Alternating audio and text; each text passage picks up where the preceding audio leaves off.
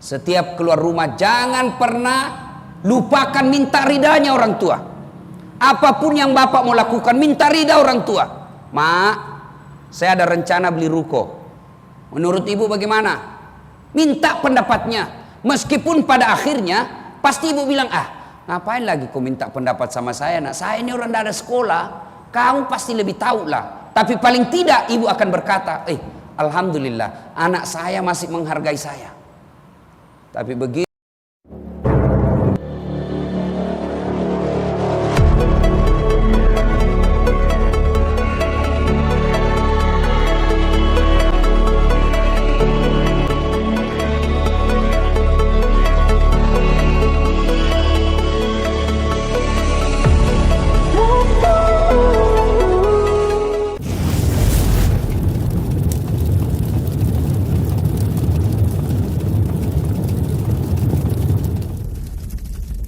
kali Rasulullah ditanya, ya Rasulullah, setelah Allah dan Rasulnya saya taati, siapa lagi yang saya taati ya Rasul? Nabi menjawab, ibumu. Setelah itu, ibumu. Setelah itu, ya ibumu lagi. Setelah itu, bapakmu. Coba 3-1. Bapak jangan cemburu. Ibu.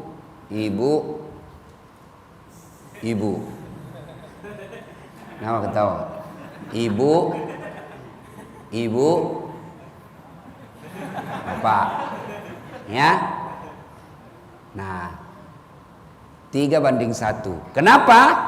Oh, ternyata ada 3 kelebihan ibu yang tidak dimiliki bapak. Saya ulang, ada 3 kelebihan ibu yang tidak bisa dimiliki oleh seorang bapak. Apa itu? Yang pertama, hamil. Bapak-bapak pernah hamil? Ini LGBT biar kau mau operasi bagaimana, ndak bisa kau hamil bos. Ibu-ibu masih ingat waktu hamil? Masih? Enak ndak? Oh, menderita. Apalagi kalau sudah 7 bulan. Waktu istri saya hamil, dia bilang, kakinya goyang sini Ustaz. Halah lagi dibawa, naik ke atas. Doakan saya Ustaz. Dalam hatiku, urusanmu. Coba. Menderita itu perempuan ketika hamil. Jalannya setengah mati. Sudah mau keluar. Duduknya standar samping. Mana ada ibu hamil duduk bersila? Tidak ada, itu tidak bisa. Dia pasti duduk standar samping.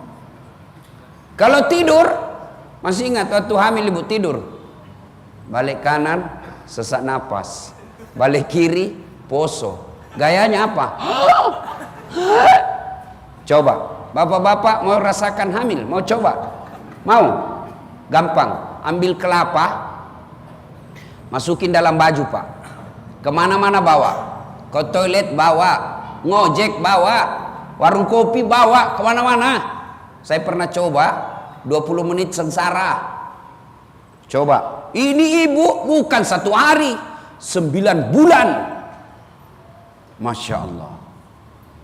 Paling laki-laki sengsaranya kapan? Ketika istrinya ngidam. Pernah ada jamaah tanya saya, Ustadz, apa doanya supaya berhenti istri ngidam? Saya tanya, apa ngidamnya istrinya pak? Dia bilang, nanti dia bisa tidur kalau dia lihat saya di atas lemari. Wah. Saya boleh berhenti, kok udah kasih bodoh-bodoh itu istrinya. Jadi kalau istrinya mau tidur jam 9 malam, setengah 9 sudah naik suaminya di atas lemari. Saya bilang, bego, jangan. Tidak ada itu ngidam dalam Islam. Tidak ada itu ngidam dalam Islam. Kalau ada ngidam, pasti ada dalilnya, pasti ada hadisnya, pasti ada sejarahnya. Buktinya apa? Tidak ada orang Arab ngidam, tidak ada orang Eropa ngidam, tidak ada orang Amerika ngidam. Hanya ada orang Indonesia dan Malaysia umumnya. Ya bodoh-bodohi kita laki-laki.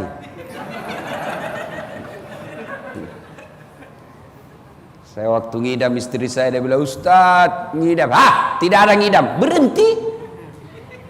Jangan mau ikuti. Adik-adik ini yang masih jomblo, besok-besok istrimu ngidam, jangan percaya. Tidak ada itu. Dia hanya cari perhatian.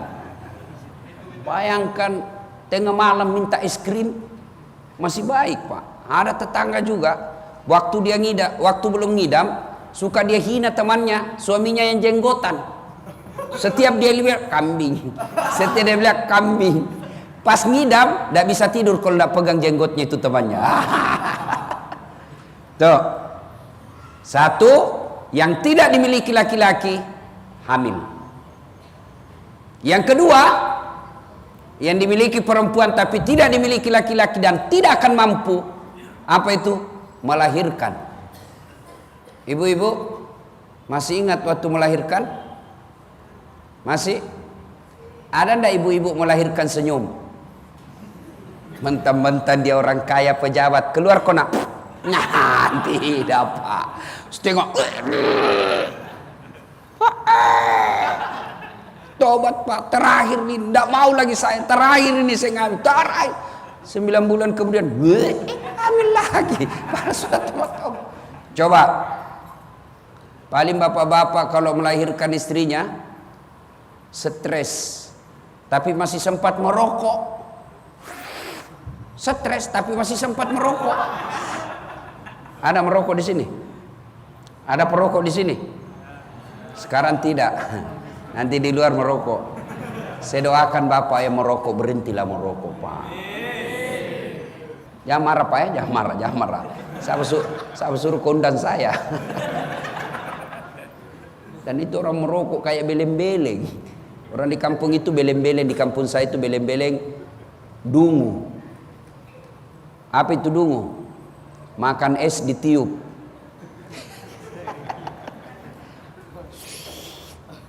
Itu aja kerjanya Pak. 10 menit. Sekali-kali kunyah. Saya doakan bapak berhenti merokok. Ibu-ibu saya tanya, senang gak suaminya merokok ibu? Jeritan hati seorang ibu. Kalau bapak-bapak yang merokok bilang rokok itu baik, kalau betul bapak yakin rokok itu baik, maka besok pagi beli bawa rokok 1 bungkus, bapak ngerokok sama istri dan anakmu yang masih SMP, rokoklah kau di depannya. Kalau merasa masuk yang baik, pasti tidak. Jaga kau kalau kau merokok, saya tempelin kau. 10 menit kemudian dia suruh anaknya pergi beli rokok. Bingung saya, beleng-beleng. Ya, ayo. Yang ketiga, yang hanya wanita bisa miliki, tidak dimiliki oleh lelaki. Selain melahirkan, hamil, melahirkan, yang ketiga menyusui. Ibu-ibu masih ingat waktu menyusui Bu? Masih? Apalagi kalau sudah tumbuh giginya. Sudah ketawa, membayangkan diri sendiri. Apa ibu langsung tempelin kanan? Hei, kau gigit saya? Tidak. Nak lepas kau nak. Siang anaknya, malam bapaknya lagi. Menderita itu ibu-ibu. Makanya Nabi jelaskan, ibumu, ibumu, ibumu. Kenapa? Karena ada penderitaan 3 perempuan, penderitaannya yang tidak dialami dan dirasakan oleh laki-laki, hamil, melahirkan, menyusui. Maka seorang anak meskipun dia taat beribadah, tapi kalau durhaka sama orang tuanya, demi Allah tidak akan kau selamat dunia akhirat. Ini adik-adik pemuda hijrah, sadarilah bahwa ketika Anda mau menuju jalan Allah, ingin mendekatkan diri kepada Allah, maka pasti banyak yang sentimen, dengki, iri, dan berusaha menggagalkan niat baik. Ini kalau dia alim begini, saya sendiri masuk neraka. Maka dia berusaha cari teman. Tahu kan misinya setan dihadirkan di dunia? Apa visi misinya setan? Mencari teman sebanyak-banyaknya untuk diajak masuk neraka. Dan di Quran kan dijelaskan, ketika nanti sudah kumpul mereka masuk dalam neraka, udah baris, Ini orang yang dibujuk mabuk, dibujuk tidak sholat, dibujuk oleh puasa. Lalu dia bertanya, setan, kau dulu bilang ini baik. Mana kamu? Setan cuci tangan. Saya kan cuma nipu kamu. Kenapa kau tidak ikuti ustadzmu? Cuci tangan setan. Maka pemuda-pemuda yang mulai hijrah pasti banyak godaannya. Temanlah, cemen lu men, kampungan, soalim. Saya dulu waktu begitu masih muda juga, kalau dia bilang kampungan, saya bilang tidak apa-apa, daripada kau tidak ada kampungmu. Ayo, gimana kita? Anak-anak muda sekarang dipanggil, Fatimah, ya ma. Atau saya bisa, Saat lagi tidur. Yang biasa kita udah dipanggilkan, Bacok, pergi beli bensin. Lagi tidur mak. Masa tidur bisa ngomong? Ayo adik-adik, banyak kisah-kisah yang menggambarkan betapa pentingnya kita berbakti kepada kedua orang tua. Sekarang anak-anak bandingkanlah anak-anak kita sekarang pak. Makin tinggi sekolahnya, makin tinggi kurang ajarnya. Sopan sama cowoknya, kurang ajar sama bapaknya. Kalau sama cowoknya, terserah abang aja deh. Mana yang baik saya ikut aja bang. Sekalinya bapaknya, ini bapak kolot. Kalau ibunya yang kasih tahu nasihat, mama kampungan betul sih. Sekalinya ceweknya, terserah adek aja lah, saya ikut aja abang ini apa saja katamu. Coba. Mau lihat buktinya anak-anak sekarang? Lebih sopan, lebih menghormati cowoknya daripada bapaknya. Mau? Saya kasih contoh, bukti, mau? Ibu-ibu mau?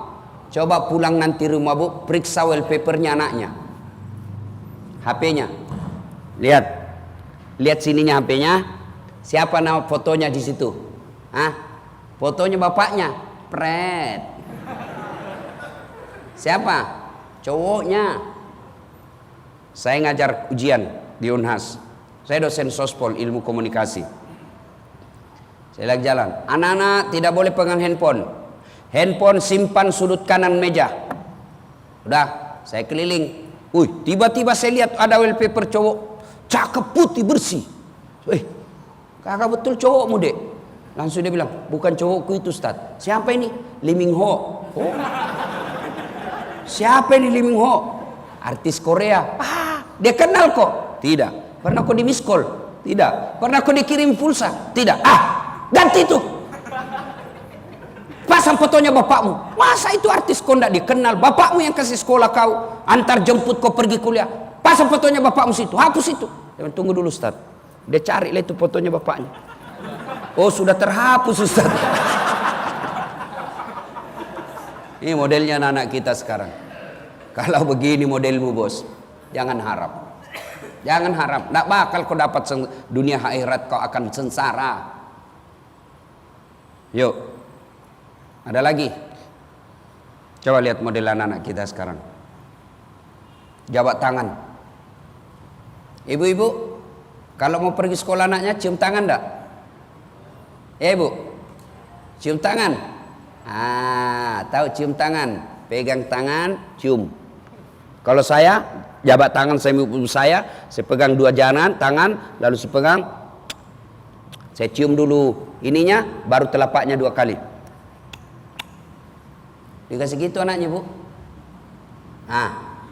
Paling dia tidak pak, dia sliding saja tangannya bapaknya. Sekalinya tangannya cowoknya tabek kak, pret, beleng-beleng. Ini lah. Coba. Sekarang bagaimana kita berbakti kepada kedua orang tua? Ada 10 cara berbuat baik kepada orang tua. 1, dilarang berbicara kasar. Suara tidak boleh lebih keras suara anak dari orang tua. Itu turun ayat khusus adab berbicara sama orang tua. Imma yablughanna indakal kibra ahaduhuma aw kilahuma fala taqul lahumā uff wala tanharhuma wa kullahuma qaulan karima. Adab pertama, kewajiban pertama anak kepada orang tua, berbicara sopan santun kepada orang tua. Sekarang anak-anak kita mentang-mentang sekolahnya tinggi, bapaknya tidak ada sekolahnya, baca saja setengah mati, tidak menghargai orang tua. Sudah, tidak ada berkah hidup yang kau dapat apabila memperlakukan orang tua seperti itu. Bicaralah yang sopan. Meskipun kita sudah tinggi sekolah, meskipun kita sudah banyak duit, jangan sampai menyakiti perasaan ibu ketika berbicara. Adik-adik, tidak ada orang yang paling mencintai kita seperti cintanya ibu. Ini saya baru-baru lagi dapat kisah nyata dikirim ke saya. Bu, ada ibu, suami istri, 11 tahun tidak punya anak setelah menikah. Segala macam cara dia lakukan. Segala cara dokter dia datangi untuk bisa punya anak. Alhamdulillah, di tahun ke-13 hamil. Hamil di tahun ke-13. Senang betul dia. Tapi apa yang terjadi? Ketika melahirkan. Kan ada dua itu pilihan ibu. Berapa? Ada dua pilihan ibu ketika melahirkan. Berapa ibu? Dua. Bukan satu, dua pilihan ibu. Apa itu? Satu, setengah mati. Dua, mati sekalian. Coba lihat itu ibu-ibu melahirkan. Maka saya biasa bilang, kalau ada suami yang kurang ajar sama istrinya, lihat itu istrinya ketika melahirkan. Lihat itu ibu-ibu ketika melahirkan. Nah, ibu ini ringkas kisah, setengah mati melahirkan, akhirnya ajal menjemput, meninggal dunia.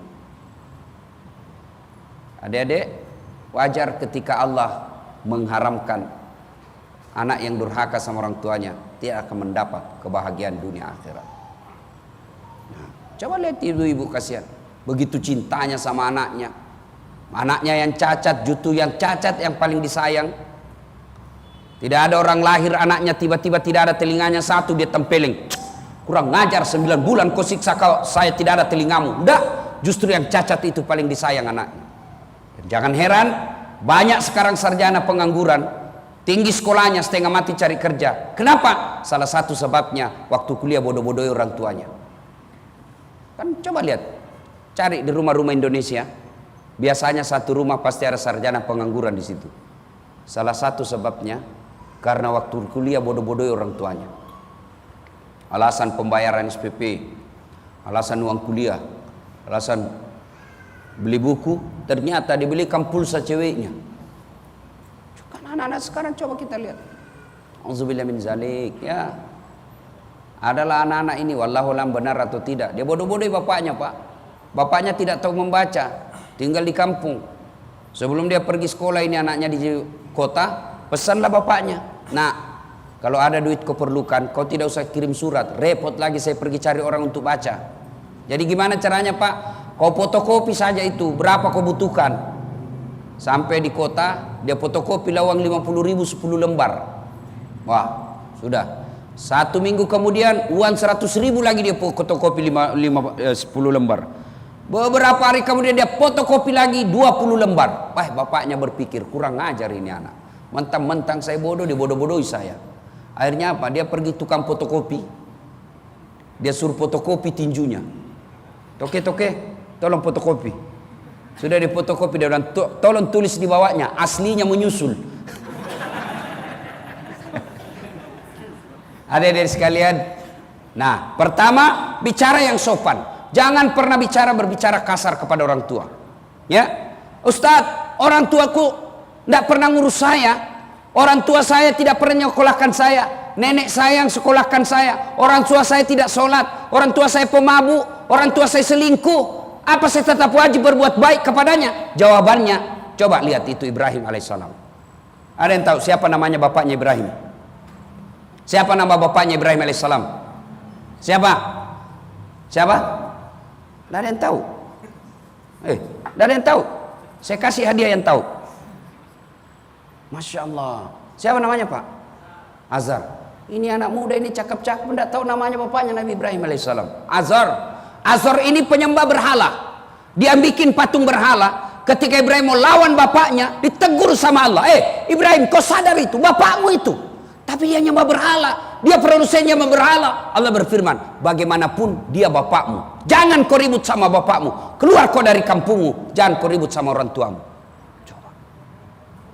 Maka tidak ada jalan kasar sama orang tua. Orang tua saya pemabuk, urusannya dengan Allah. Maka dalam Islam tidak ada istilah orang tua durhaka, tidak ada. Yang ada anak durhaka. Bagaimana kalau orang tua tidak ngurus anaknya? Maka istilahnya bukan orang tua durhaka, tapi istilahnya adalah orang tua yang berkhianat kepada Allah. Adik-adik sekalian, mau sukses birrul walidain. Dalam Al-Quran dijelaskan, ridallah fi ridal walidain, suktillah fi suktil walidain. Ridanya Allah tergantung ridanya kedua orang tua, murkanya Allah tergantung murkanya kedua orang tua. Jadi ketika orang tua sudah ridha, percaya bahwa Allah pasti senang kepadamu. Tapi ketika orang tua murka, percaya bahwa Allah pasti murka kepadamu.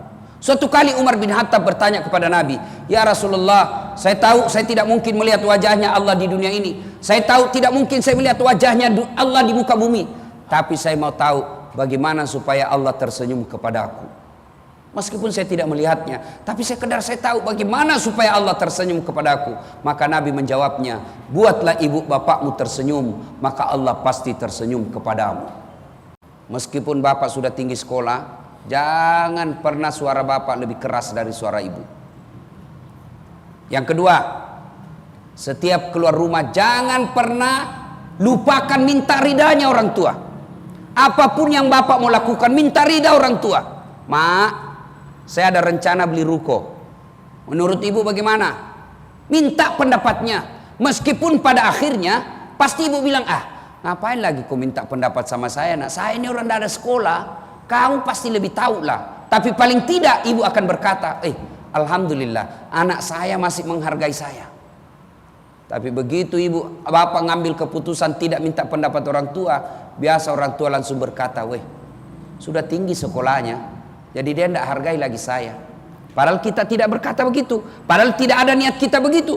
Tapi kelakuan kita, kan dalam Islam itu niat dan cara harus sama-sama baik. Niatnya baik, caranya juga harus baik. Biasa kita bilang, "Saya tidak niat begitu." Betul niatmu tidak begitu, tapi kelakuanmu yang begitu. "Saya tidak niat nyakiti ibu saya, tidak ada niat saya." Betul, tapi kelakuan bapak yang menyakiti. Jadi setiap ada mau dilakukan, minta izin. "Mak, saya mau beli motor. Menurut Ima, gimana pendapatnya, Mak?" "Pak, saya mau beli motor. Menurut pendapat bapak gimana?" "Pak, saya mau buka usaha ini. Menurut pendapat bapak gimana?" Minta ridhanya orang tua. Kalau orang tua sudah ridha, maka Allah pasti tersenyum kepada kalian. Ini yang tidak dimiliki anak-anak kita sekarang. Makin tinggi sekolahnya makin kurang ajar. Dilarang sama mamanya, "Men, apa mama tidak tahu sekolah." Itu dulu. Sekarang lain. Dilarang jalan cowok-cowok, jangan kau boncengan. Itu kan dulu.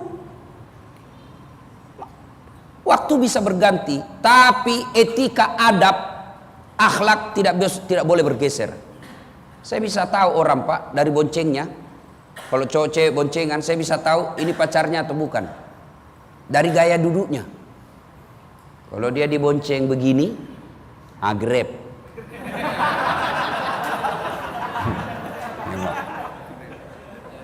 Tapi kalau dia begini, cowoknya. Kalau dia pegang besi di belakang begini, bapaknya. Itu anak-anak kita. Ya.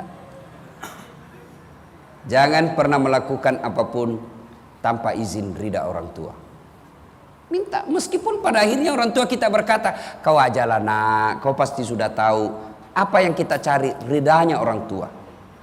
Satu, jangan bicara kasar. Dua, apapun minta izin, minta ridha orang tua. Yang ketiga, kalau kita masih serumah orang tua, jangan pernah keluar rumah tanpa izin orang tua. Ini yang sekarang mulai ditinggalkan anak-anak kita. Orang tua saya tidak di rumah, Ustaz. Ibu saya tidak dari rumah. Saya mau keluar, telepon. "Mak, saya mau pergi sekolah. Mak, saya mau pergi kerja." Telepon. Meskipun bapak sudah tidak serumah, tidak ada salahnya. Dan itu bagian dari adab dan bagian dari ridha Allah. Misal sudah mau keluar kerja, telepon orang tua, "Mak, sebentar lagi saya keluar roga. Saya mau cari nafkah. Doakan saya, Mak."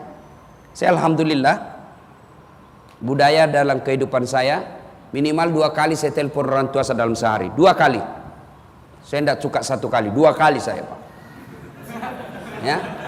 Yang pertama, ketika baru bangun, saya telepon, "Mak, gimana kabar?" "Alhamdulillah, sehat-sehat nak." "Apa rencana hari ini?" "Tidak ada, di rumah saja." "Alhamdulillah." Mau tidur lagi, saya telepon lagi, "Mak, gimana hari ini?" "Alhamdulillah, seharian ini. Tapi jangan lupa Mak ya, selalu saya pesankan sama mama saya, jangan lupa sebelum tidur maafkan seluruh dosa-dosanya anaknya Mak ya." "Oh, enggak ada dosamu nak.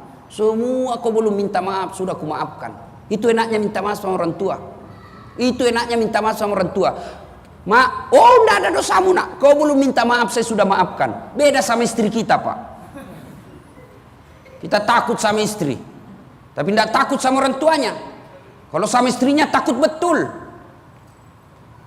Ada di sini takut sama istrinya? Ada? Berhentilah jadi laki-laki kalau kau takut sama istrinya. Kamu takut sama istri. Jadi Ustaz tidak takut sama istri? Enggak, cuma istriku lebih berani dari saya. Jadi ibu-ibu juga jangan intimidasi suami Bu, enggak ada bagusnya itu. Suaminya baru 1 jam keluar dia sudah menelpon. "Di mana kau Pak?" "Di kantor." "Foto dulu baru kirim." Kayak tahanan kota. Tapi istriku suka ngamuk-ngamuk Ustaz. Biar aja dia ngamuk. Dia pecahkan piring. Kalau dia pecahkan 1 piring Pak, bapak pecahkan 1 lusin. Piring bisa dibeli. Harga diri sebagai suami tidak boleh diinjak-injak laki perempuan. Allahu Akbar. Ini bapak takut betul sama istrinya, sama ibunya tidak takut. Maka saya bilang sama istriku, boleh kau marah sama saya, boleh kau maki-maki saya, boleh kau lempar kepalaku, yang penting tidak dikena. Satu yang tidak boleh, jangan pernah kau lukai perasaan ibu saya. Belum tentu kita jodoh sampai sampai saya meninggal. Belum tentu kita suami istri sampai meninggal. Tapi namanya orang tua, tidak ada bekas orang tua. Maka jangan pernah takut sama istri lalu berdurhaka sama ibunya. Jangan pernah coba-coba itu. Maka bapak-bapak, lebih baik sakit istri daripada ibu. Dan itu enaknya ibu Pak. Bapak minta maaf sama ibu, selalu dia kata itu, "Kau belum minta maaf nak, saya sudah maafkan kamu." Beda sama istri Pak. Kita minta maaf, enggak dia maafkan. Sudah dijelaskan yang satu, muncul yang dua. Sudah dicualkan 2, muncul pertanyaan ketiga. Sudah clear semuanya, dia ulang lagi 4 tahun yang lalu. Ibu itu. Maka rumus menghadapi ibu-ibu, diam. Jadi kalau istri marah-marah di rumah Pak, diam saja. Diam saja. Kalau perlu makan obat tidur.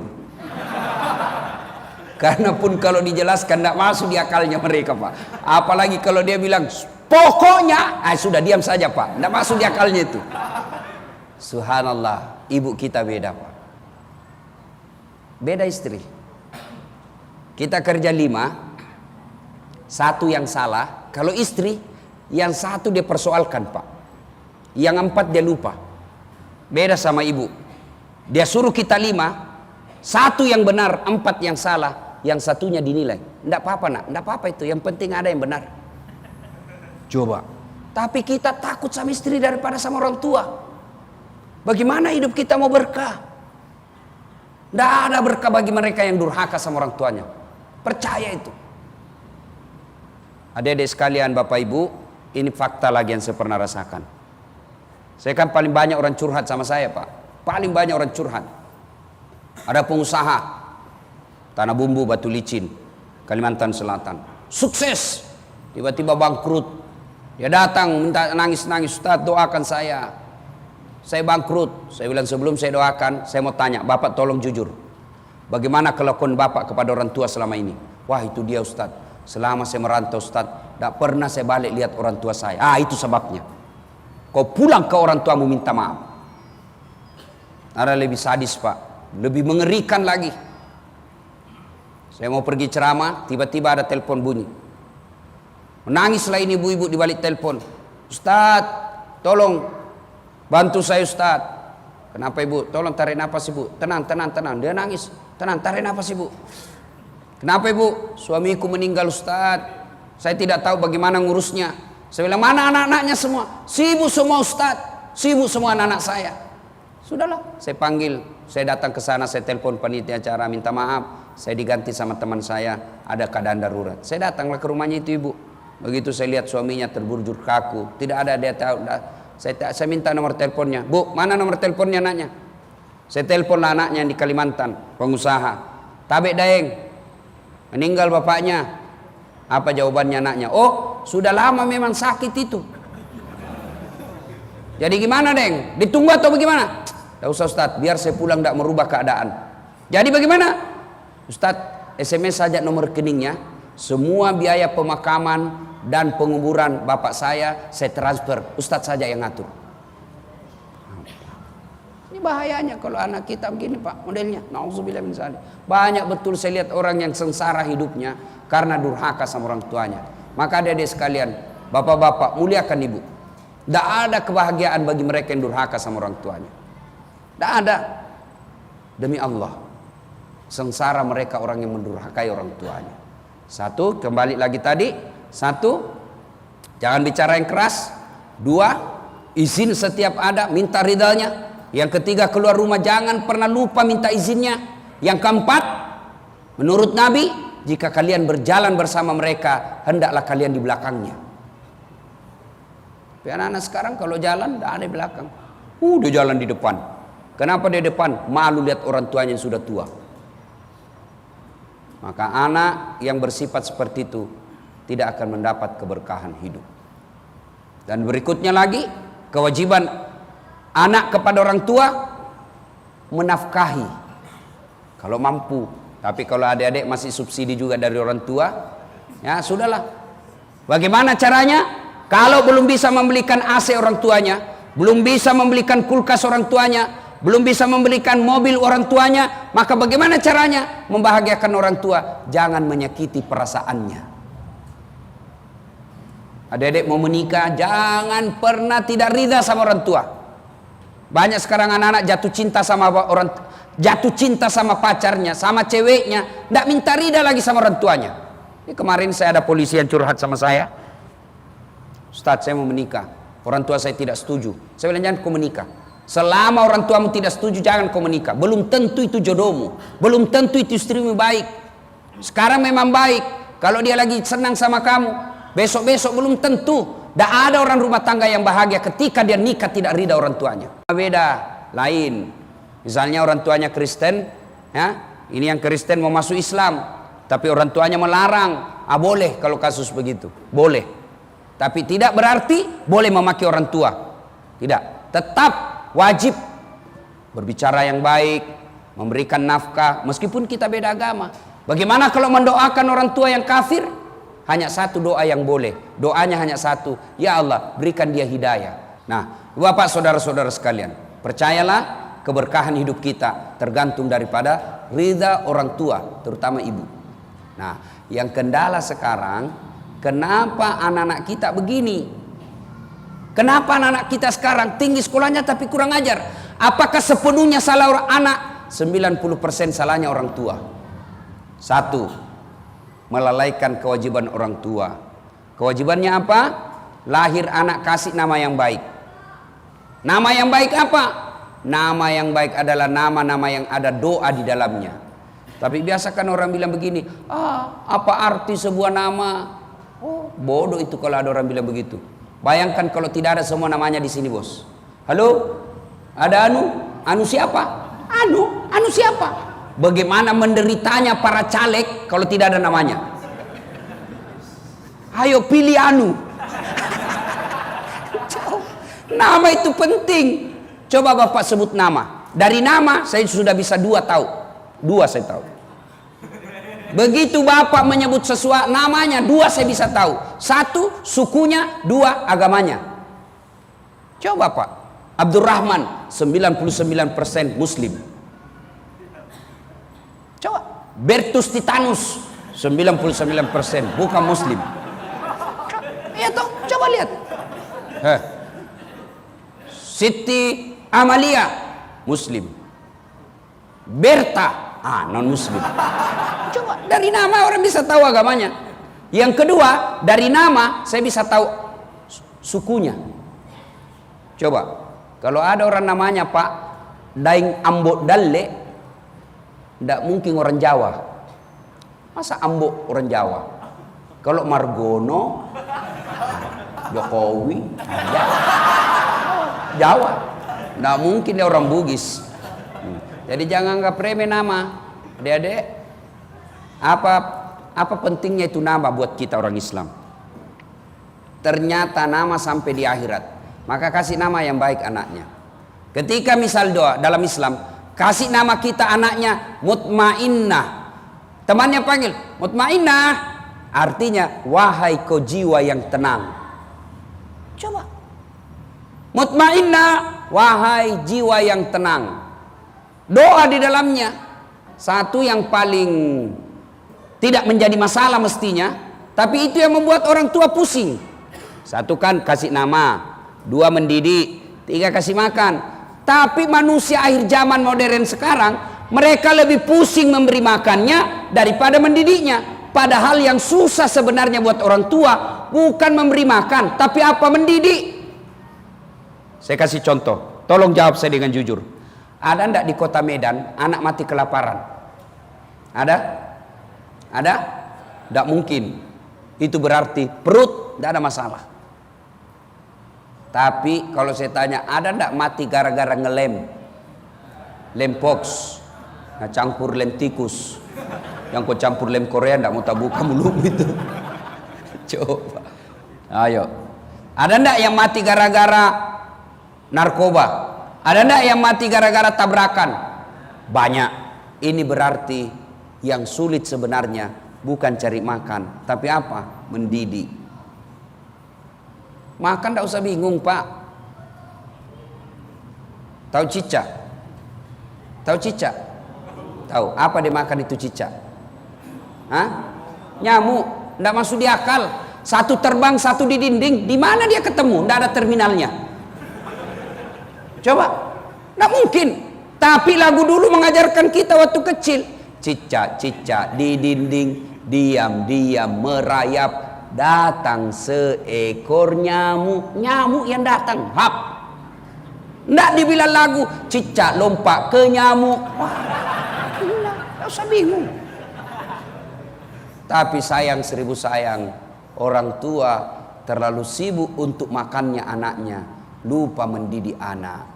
Beda kita dengan Nabi Ibrahim. Nabi Ibrahim dikenal dengan Nabi sebagai Nabi yang paling banyak menjadi Rasul Nabi dan Rasul anaknya. Digelari dengan bapak dan kakek para Nabi. Dialah Ibrahim alaihissalam.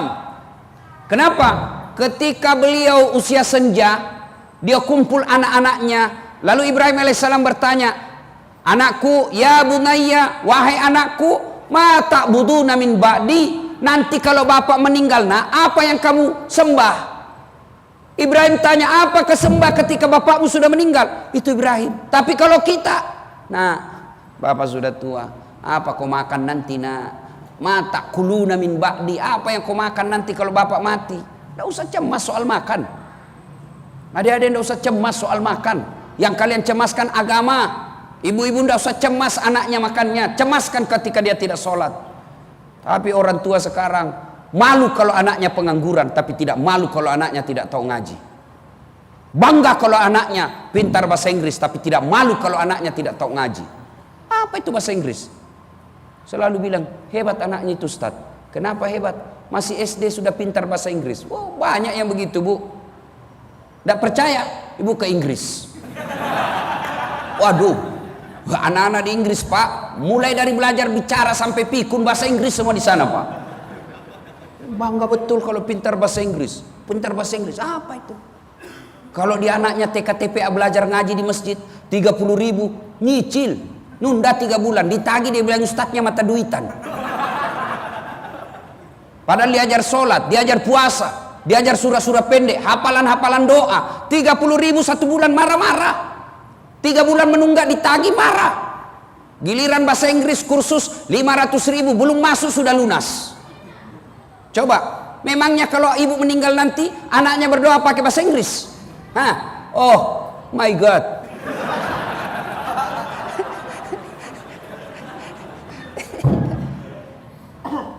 Nah, didik anak, kasih nama yang baik. Lalu beri makan. Beri makan anak kita, kasih makanan halal.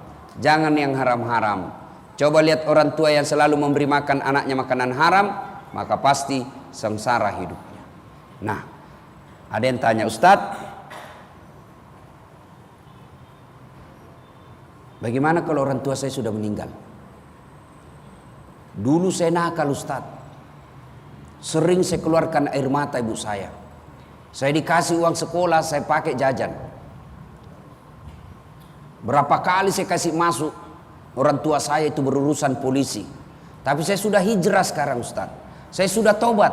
Masalahnya orang tua saya sudah meninggal, Ustadz. Bagaimana cara berbuat baiknya? Nah, cara berbuat baik orang tua sudah meninggal, satu menurut Nabi, doakan. Doanya itu minimal 4 bagi orang tua sudah meninggal. Ya Allah, ampuni dosa orang tuaku. 2, terima amal ibadahnya. Karena ada amal yang tidak diterima. Amalnya mana? Amal caleg. Bagi-bagi sekudung, bagi-bagi sembako supaya dicoblos. Oh, tidak ada pahalamu, bos. Ya Allah, mana pahalaku? 30 juta bagi-bagi jilbab. Nah, bilang malaikat, hoax. Bohong itu Tuhan. Bukan karena dia, tapi karena mau dicoblos. Maka ada amal yang tidak diterima. Bapak datang sholat karena mau dibilang alim, tidak bakal sampai. Makanya itu diajarkan selalu, inna sholati wa nusuki wa mahyaya wa mamati lillahi rabbil alamin. Semata-mata karena Allah. Kalau bapak bekerja bukan karena Allah, maka bapak hanya dapat gaji. Kalau ibu bekerja mengurus rumah tangga hanya karena cari muka sama suami, maka ibu tidak dapat pahala. Tapi yang kita cari adalah ridha Allah. Nah, ya Allah, ampuni dosanya. 2, terima amal ibadahnya. 3, lipat gandakan kebaikannya. Jadi misalnya dia meninggal membawa pahala 10 karung, maka kita minta ya Allah lipat gandakan. Yang 10 karung menjadi 1000 karung. Dan yang keempat, lapangkan alam kuburnya, baru lebih mulia lagi ditutup dengan doa, Allahumma gfirli wali walidayya warhamhuma kama rabbayani shaghira. Haruskah bahasa Arab, Ustaz? Tidak. Berdoa tidak harus pakai bahasa Arab. Daripada pakai bahasa Arab tidak ditahu artinya, bingung nanti malaikat. Dia bilang, malaikat apa maksudnya ini cowok? Dia mau doakan mamanya, dia baca doa minta jodoh. Ada perselisihan itu di Makassar, Pak. Kan itu yang apa itu, saya tidak tahu kalau di Medan. Di Makassar itu kan penggali kubur, setelah ada khusus jasa pembaca doa. Dan ternyata itu penyedia jasa pembaca doa banyak yang tidak tahu bahasa Arab. Datanglah ini ibu-ibu, doakan ibuku. Silakan, duduklah ini yang penyedia jasa. Berdoa, Allahumma gfirli. Dia bilang ini ibu di belakang, amin.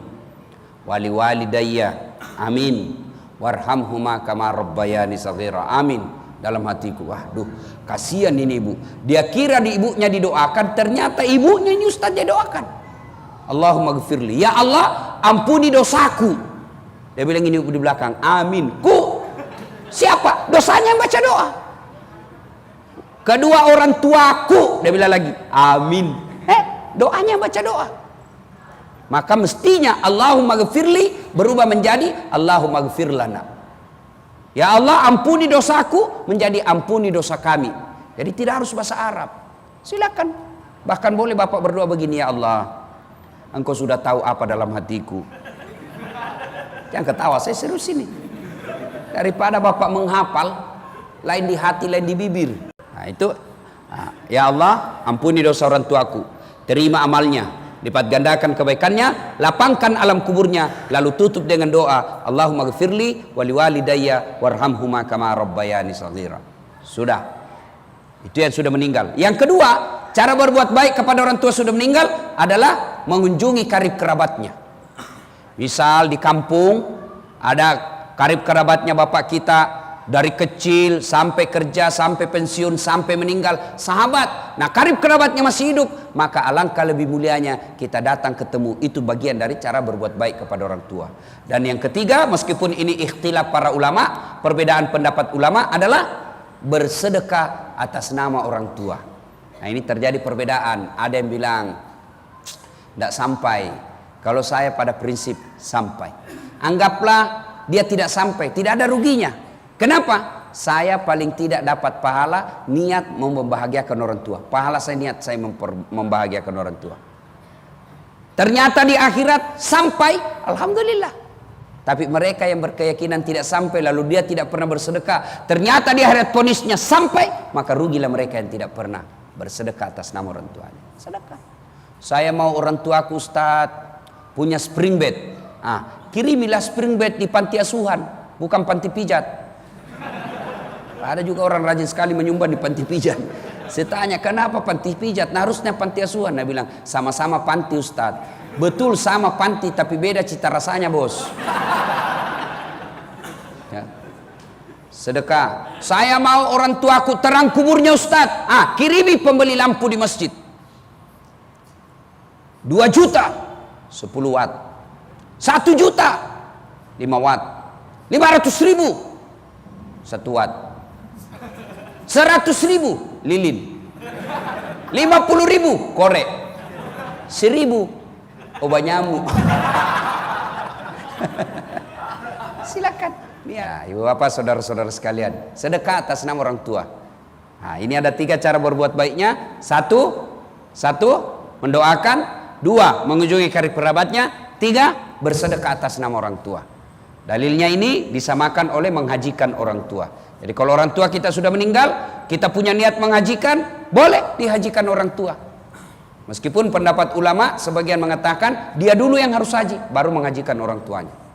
Nah, ibu bapak saudara-saudara sekalian, inilah 3 kewajiban cara berbuat baik kepada orang tua yang sudah meninggal.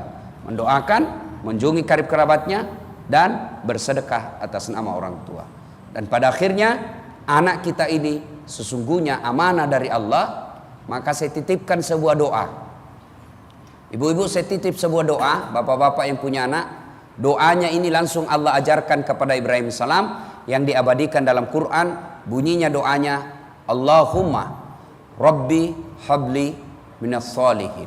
Coba kita sama-sama doakan.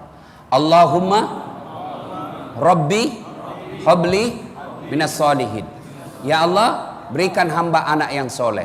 Caranya gimana? Amalkan itu Pak. Boleh diamalkan. Salawat sebanyak-banyaknya. Kita bertawassul kepada Rasulullah. Sudah bersalawat, kita mau kasih makan anak, disuap. Ayo nak, Rabbi habli minas solihin. Kita mandi anak kita, kita sampo, Rabbi habli minas solihin. Dibisi anaknya, ibu kasih bangun. Ayo nak, ayo bangun-bangun sholat subuh, Rabbi habli minas solihin. Ada kemanakan saya? Sudah mau maghrib, masih main futsal di lapangan. Saya panggil, ayo sudah, sedikit lagi om. Ayo saya tungguilah. Woi, ternyata azan maghrib masih main bola. Terpaksa Ustaz Dasat masuk lapangan. Saya bisi telinganya, Rabbi habli minas solihin. Langsung menangis. Heran semua orang lihat saya. Hebatnya tahu Pak Ustaz, dia bisa bisi kemanakannya menangis. Dia tidak tahu, telinganya saya bisi, tanganku di bawah menjepit.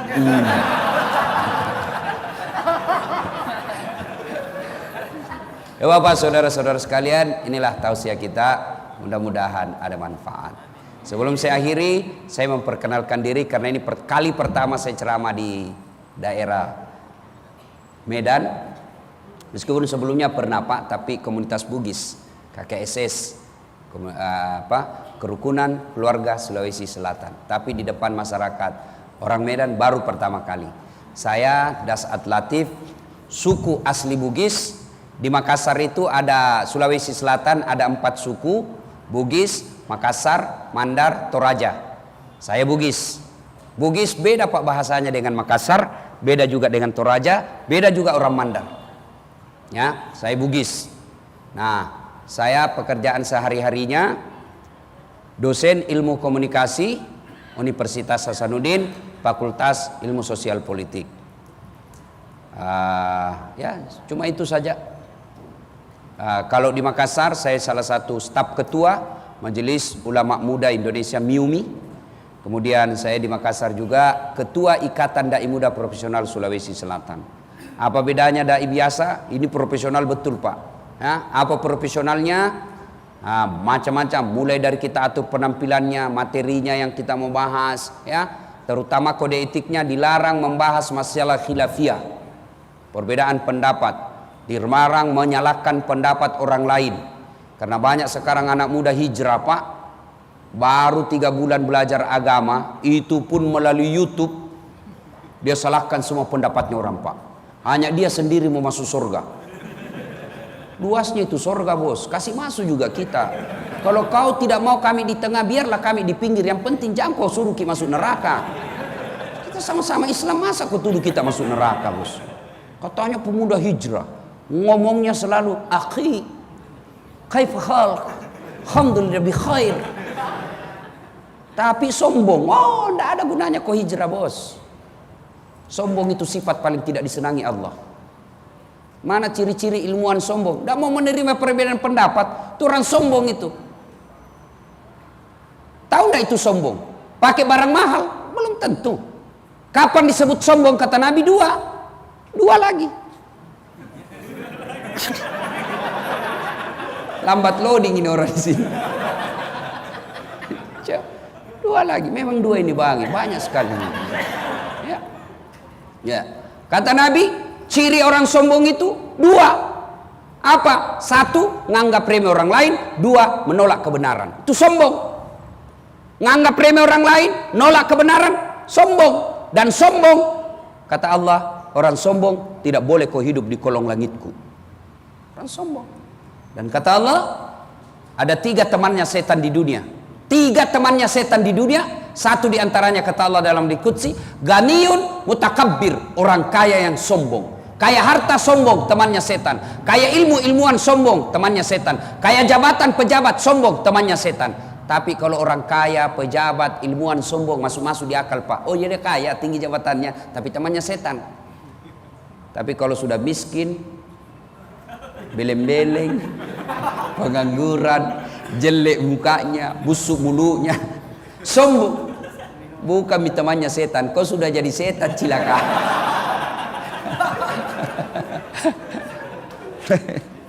Ya, adik-adik, jangan menganggap remeh orang lain, jangan sombong, ya. Belajar agama, jangan menolak perbedaan pendapat, ya. Ini sekarang banyak mubalik Pak, tidak senang perbedaan pendapat. Kalau ada orang begitu, saya bilang dia tidak belajar dari filosofi gigi. Tidak usah yang besar-besar saja, gigi saja dulu Bapak. Kenapa Bapak enak makan? Hah? Kenapa Bapak enak makan? Karena gigi kita beda-beda.